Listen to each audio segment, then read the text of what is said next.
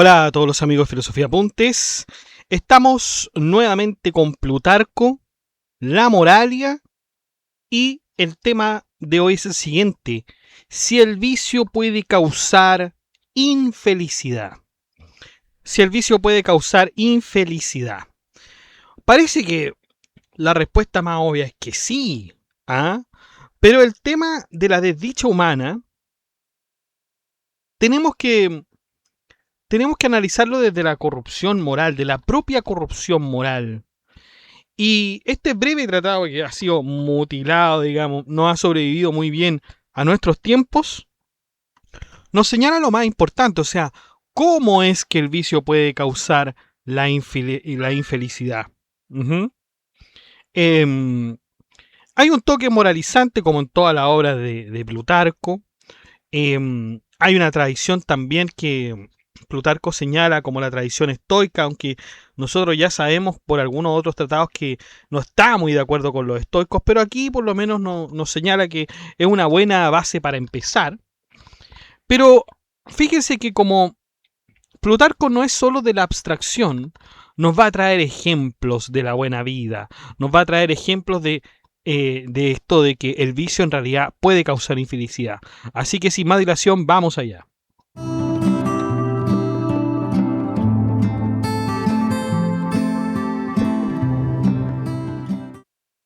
Bueno, vamos entonces a señalar el vicio como fuente interior de la desdicha humana. Plutarco despliega mediante una red de ejemplos míticos y épicos una tesis central. La infelicidad no procede primariamente de los peligros externos ni de la adversidad material, sino del desorden interior que introduce el vicio en el alma. Este realmente es una de las cuestiones más increíbles y también de alguna manera estoica, ¿no es cierto? O sea, la infelicidad obviamente procede de nosotros. ¿Mm?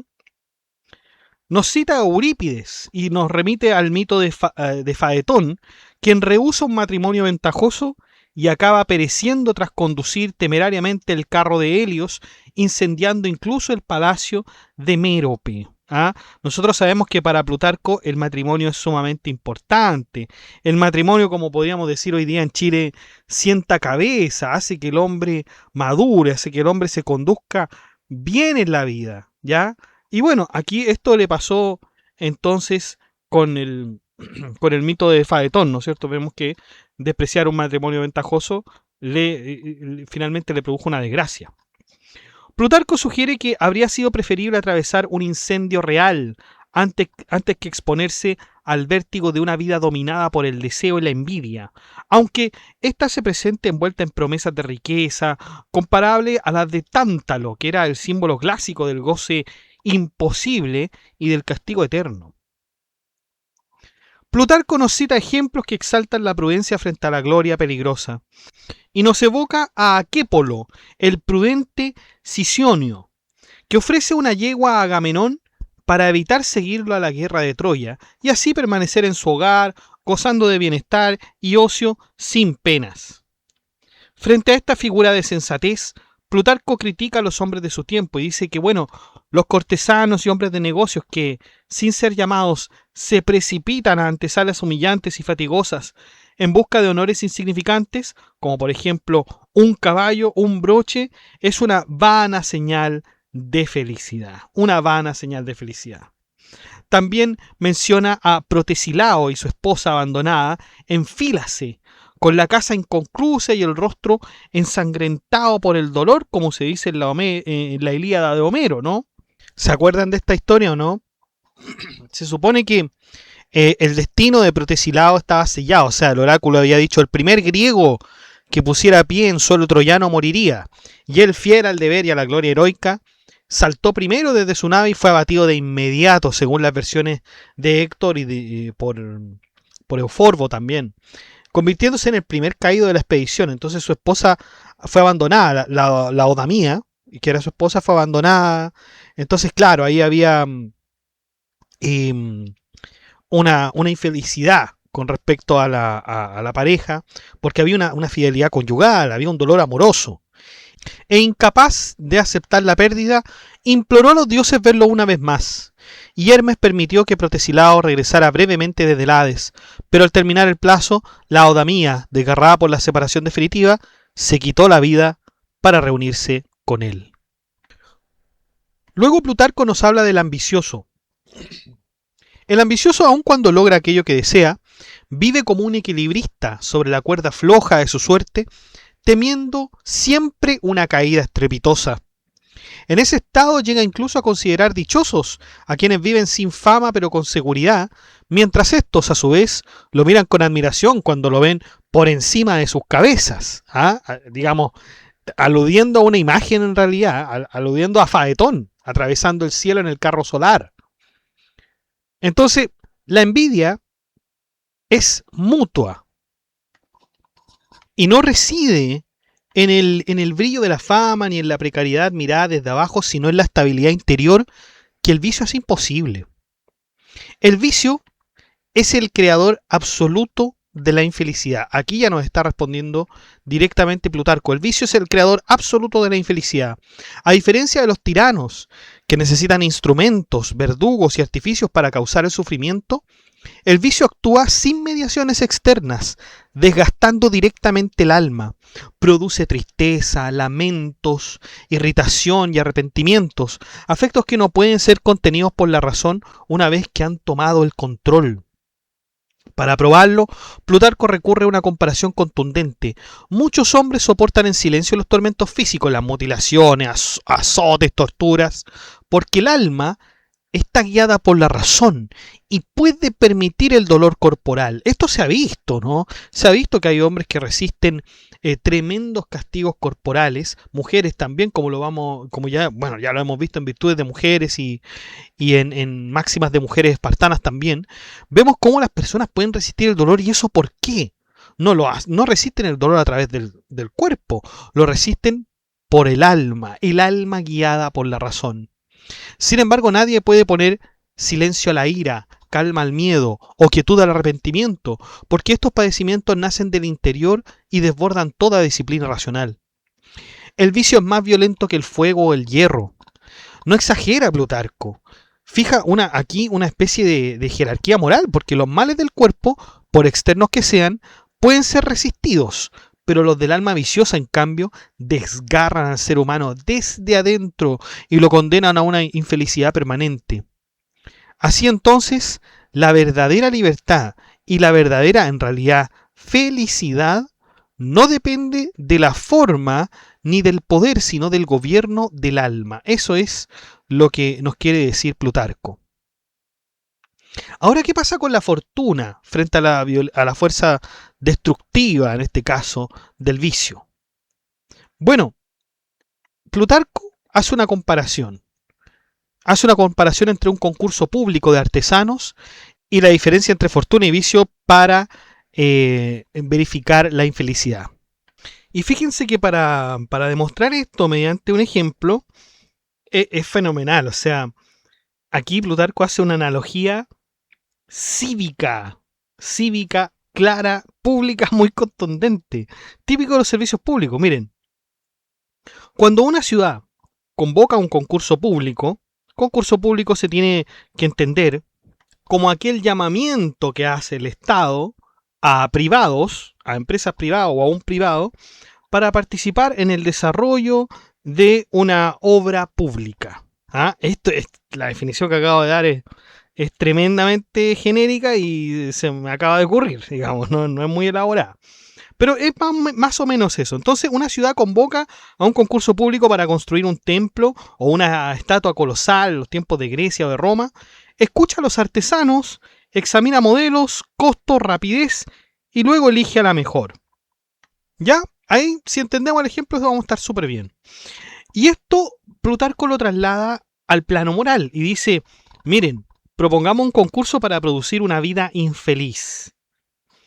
A ese concurso, ¿quiénes podrían acudir? Dice Plutarco. Hay dos contratistas, la fortuna y el vicio. La fortuna aparece cargada de medios externos y espectaculares, o sea, piratería, guerras, tiranías, tempestades, rayos, veneno, espadas, cárceles, delatores y enfermedades. Es la fortuna. todo el repertorio de los grandes males visibles y dramáticos. Sin embargo, Plutarco ya nos da una fisura clave en esta atribución, porque reconoce que muchos de esos males, aunque se imputen a la fortuna, proceden en realidad del vicio humano. Aún así, aunque todos estos proceden del vicio humano, concede el argumento a su adversario para demostrar esta demostración. Y en ese punto entra en escena el vicio que va desnudos, sin instrumentos, sin recursos externos, porque su fuerza no depende de guerras ni catástrofes, sino de su capacidad intrínseca para corromper el alma. Entonces el vicio desafía a la fortuna preguntándole, ¿cómo piensa ser infeliz a alguien que no se deja afectar por los bienes ni los males externos? La respuesta irónica se dirige a la pobreza. Y dice Fortuna, ¿rechazan la pobreza? Pregunta, ¿rechazan la pobreza? O sea, lo que quiere decir Fortuna aquí, ¿crees que puedo hacer infeliz a alguien volviéndolo pobre? Y la respuesta implícita es, no necesariamente. ¿Por qué? Porque hay personas que no consideran la pobreza como un mal. Para ellas no tener dinero, casa cómoda o lujos no les quita la felicidad ni la dignidad. Por eso entonces Plutarco dice irónicamente, Metrocles se ríe de ti, porque la pobreza no le afecta en absoluto. ¿Quién era Metrocles y por qué está usándolo como ejemplo Plutarco? Metrocles era un filósofo cínico, y los cínicos creían que la felicidad no depende del dinero, que hay que vivir con poco porque es una forma de libertad, que las convenciones sociales como el lujo, el prestigio, la comodidad engañan. Por eso Metrocles dormía con ovejas en invierno, dormía en los pórticos en los templos en verano, no tenía casa, ni riquezas, ni comodidades, y aún así él no se consideraba desgraciado. Otro ejemplo de este mismo tenor, bueno, ante la esclavitud y la venta del cuerpo, aparece Diógenes de Sinope. Acordémonos, Diógenes el perro, que es capturado por piratas y puesto en venta. Proclamó una vez con ironía a los mismos piratas, bueno, ¿y quién quiere comprar un amo? O sea, la verdadera servidumbre no es corporal, sino que moral. Quien domina sus deseos sigue siendo libre incluso encadenado, mientras que el vicioso es esclavo aún en el trono. Más aún, recordemos a Sócrates, o sea, Plutarco recuerda cómo bebió la cicuta serenamente, sin perder la compostura, y cómo fue considerado dichoso incluso por quienes sobrevivieron, pues se pensaba que no descendería al Hades sin un destino divino. Nosotros ya sabemos cuál fue el destino de Sócrates. La muerte, cuando es afrontada con justicia y razón, deja de ser un mal y se convierte en una culminación de una vida filosófica. El fuego, la forma más extrema del castigo corporal, tampoco vence al alma virtuosa. Plutarco menciona a Decio Mus, que era un general romano, que se sacrificó voluntariamente en la pira como cumplimiento de un voto por la soberanía de Roma. Hay otro ejemplo, las viudas indias que disputaban el honor de arder junto al esposo muerto, celebradas como dichosas en su comunidad, probablemente según los relatos de Megástenes. Por otro lado, aquello que la mayoría representa como una degradación, el manto raído, la alforja, la mendicidad, es presentado en realidad como un principio de felicidad y libertad, como por ejemplo para Diógenes y Crates de Tebas. Incluso la crucifixión o el empalamiento carecen de poder sobre filósofos como Teodoro, para quien era indiferente pudrirse sobre o bajo la tierra. Plutarco amplía aún más el horizonte citando a pueblos bárbaros, los escitas, los hircanos, los bactrianos, que consideran dichoso ser devorado por animales tras la muerte.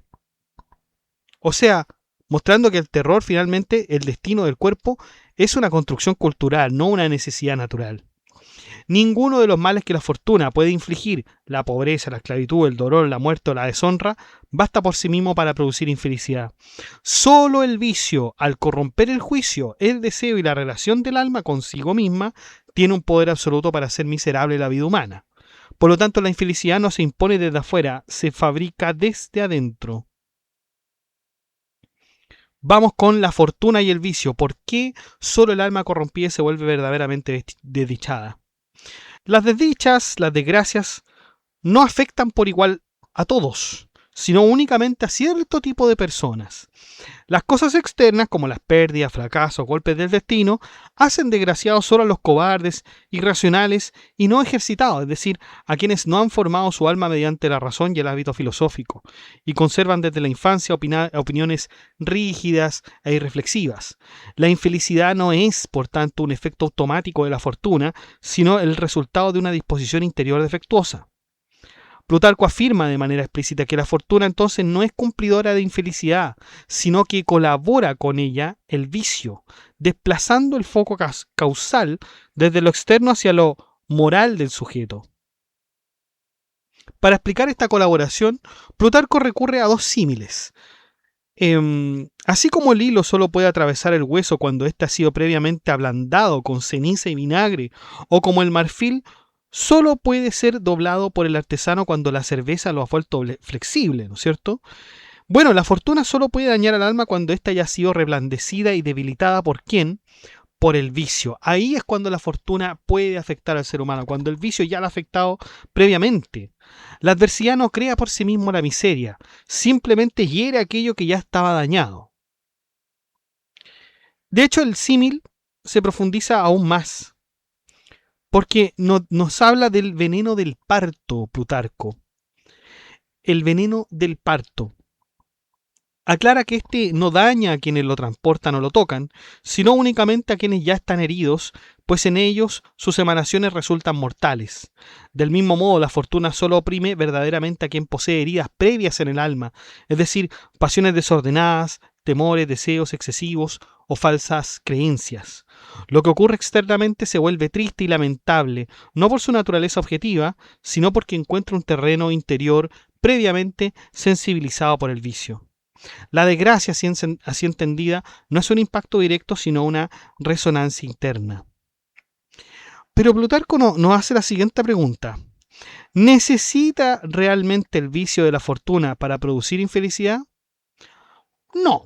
El vicio no provoca catástrofes naturales ni guerras, no levanta caminos desiertos ni arruina cosechas, no suscita acusadores como Méleto y Anito contra Sócrates, ni como Calíxeno contra los generales de las Argunisas. Tampoco priva del mando ni de la riqueza, y sin embargo golpea con mayor fuerza precisamente a los ricos, a los prósperos y a los herederos, demostrando que la infelicidad no depende de la carencia de bienes, sino del mal uso de ellos. El vicio penetra en todas partes, por tierra y por mar, crece en el interior del hombre, lo funde en deseos, lo inflama de cólera, lo desgasta con supersticiones y lo desgarra incluso con la mirada. Entonces el vicio no actúa como un agente externo y visible, sino siempre como una fuerza interior invasiva, que acompaña al hombre en cualquier circunstancia y transforma incluso la prosperidad en fuente de tormento. Así entonces, muchachos, terminamos esta parte de la moralia, que es si el vicio puede causar la infelicidad. Por cierto que lo puede causar, de eso no nos cabe duda, incluso uno lo puede saber, digamos, por eh, ya desde antes, ¿no? Ya no es necesario que Plutarco nos lo cuente. Pero es importante hacer ver el contraste que nos da Plutarco. O sea, por una suerte, por un lado, nosotros tenemos la fortuna. Y la fortuna nosotros no la podemos manejar. O sea, las cosas suceden, las cosas pasan. eh, Poco control tenemos sobre ellas.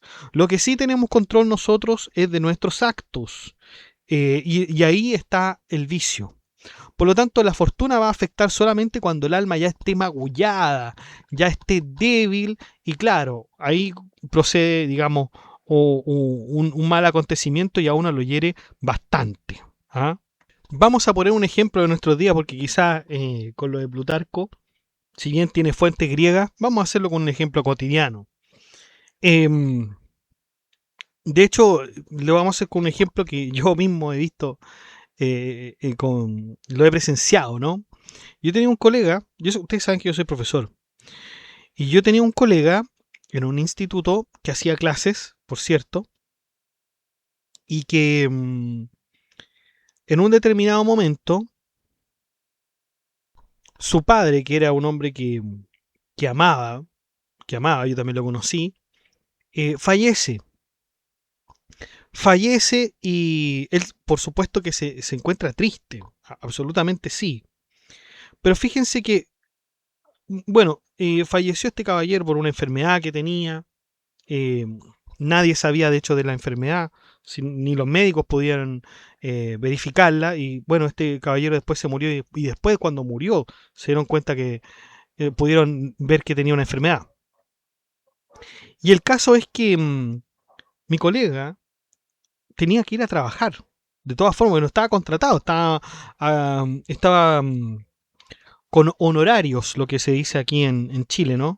¿Y este contrato qué significa? Bueno, que si usted no trabaja no le pagan, no tiene una licencia médica automática, no tiene el sueldo asegurado, o sea, no ir simplemente no era una opción real y era unos tiempos realmente muy difíciles. Entonces va igual y hace clase, cumple con sus estudiantes, mantiene su rol, se ve, pero como si no hubiese estado afectado. O sea, no porque la muerte de su padre no importe, sino porque su carácter era tremendamente más fuerte que la circunstancia.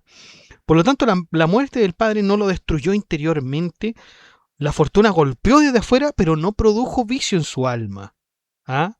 Si este profesor hubiese sido una persona sin dominio de sí, quizá habría usado la desgracia como excusa para abandonarlo todo. ¿Ah? Para abandonarlo todo. Se habría hundido en la rabia o en la autocompasión, pero no fue así. Pero fíjense que ese día nosotros le dijimos a nuestra jefa, oiga, nuestro colega está aquí trabajando de todas maneras y su padre acaba de fallecer. Y ahí, bueno, la jefa tuvo bastante criterio y lo dejó irse para la casa, ¿no? Aunque él no quería, él quería seguir trabajando, digamos, no se le veía ningún problema, ¿no? A pesar de que le había sucedido este acontecimiento. ¿Cuál es la lección entonces? Que la fortuna puede ponerte en una situación muy dura, pero solo el vicio convierte esa situación en una ruina interior. La virtud, en cambio, permite soportar incluso aquello que no se puede evitar. De ahí importante entonces la virtud contrapuesta al vicio. Porque si hubiese habido vicio en ese hombre, como lo hay, digamos, hubo muchos casos, por ejemplo, yo recuerdo en los 90 de gente que fallecía lamentablemente y los hijos eh, digamos, exacerbaban sus vicios. ¿Mm? Cuando desaparecían aquellos que querían, bueno, se comenzaban a tomar alcohol en exceso, a fumar, digamos, a dejar todo abandonado, todo botado, sin importarle absolutamente nada. ¿Mm? Entonces Plutarco diría, bueno, ahí hay un alma que previamente a la fortuna que le tocó, ha estado con vicios desde mucho antes. ¿Mm? Por lo tanto, a preparar el alma para la virtud, nos dice Plutarco. Los dejo entonces invitados al grupo de WhatsApp para que se enteren de las últimas novedades. El grupo de WhatsApp está en la descripción y el grupo de la comunidad para que hablemos de este y otros temas.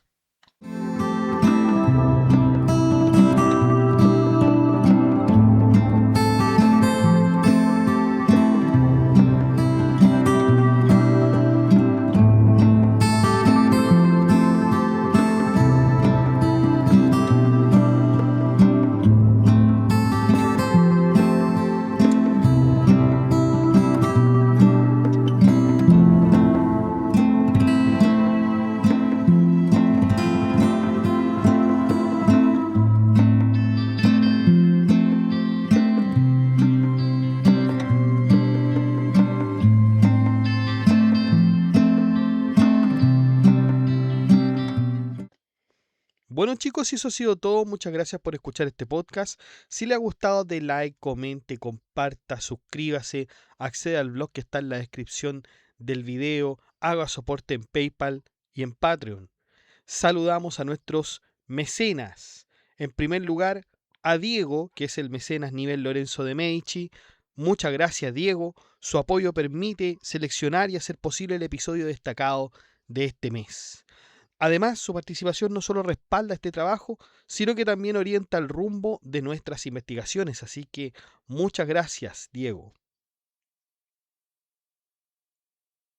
Agradecemos también a nuestro mecenas medieval, que es Gab Welther, Agradecemos su compromiso sostenido con la preservación de este canal, de la transmisión del conocimiento, entre otros. Su aporte contribuye a mantener vivo este espacio de estudio y reflexión. Muchas gracias, Gab Welther.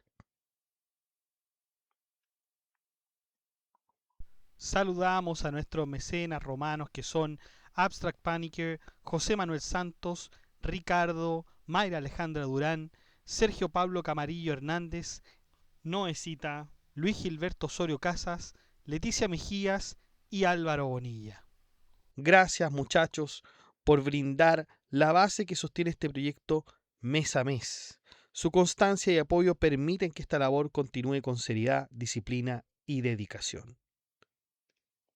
Y usted también puede ser un mecenas y apoyar este proyecto educativo que es Filosofía Apuntes, haciendo clic en el botón unirse de cada video, en el cual usted podrá encontrar todas las membresías y usted podrá escoger la que mejor le acomode, la que mejor le resulte.